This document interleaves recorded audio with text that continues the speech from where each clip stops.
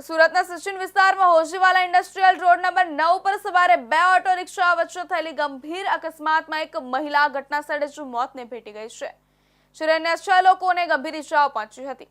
ઘટનાને પગલે traffic jam ઊભું થયું હતું। તાત્કાલિક 108 એમ્બ્યુલન્સ અને સચિન પોલીસ ઘટના સ્થળે પહોંચીને ઇજાગ્રસ્તોને નજીકની હોસ્પિટલમાં ખસેડ્યા હતા। ત્યારે પોલીસ દ્વારા બંને રિક્ષા ચાલકોની પૂછપરછ કરવામાં આવી રહી છે અને સીસીટીવી ફૂટેજની મદદથી અકસ્માતનું કારણ નિર્ધારિત કરવા તપાસ ચાલુ છે।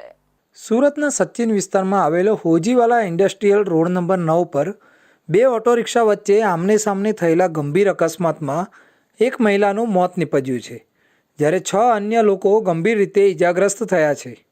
આ ઘટનાએ સ્થાનિક વિસ્તારમાં શોકનું મોજું ફેલાવ્યું છે।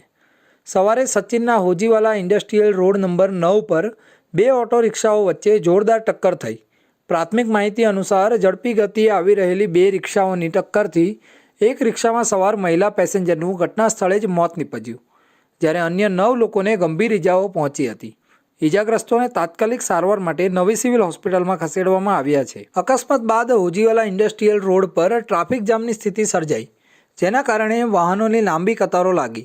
સ્થાનિક લોકો અને રાહદારીઓએ ઘટના સ્થળે એકઠા થયા જેનાથી થોડા સમય માટે અવ્યવસ્થા ફેલાઈ। ઘટનાની જાણ થતાં જ 108 એમ્બ્યુલન્સ સેવા અને સચિન પોલીસ ઘટના સ્થળે પહોંચી ઇજાગ્રસ્તોને તાત્કાલિક હોસ્પિટલ પહોંચાડવામાં આવ્યા જ્યારે મૃત મહિલાના મૃતદેહને પોસ્ટમોર્ટમ માટે મોકલવામાં આવ્યો। પોલીસે ઘટના સ્થળનું નિરીક્ષણ કરીને ટ્રાફિકને નિયંત્રિત કર્યું।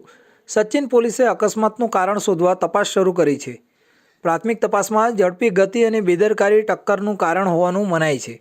પોલીસે બંને રિક્ષા ચાલકોની પૂછપરછ કરી રહી છે અને આસપાસના સીસીટીવી ફૂટેજની તપાસ કરી રહી છે જેથી ઘટનાની સાચી હકીકત સામે આવે।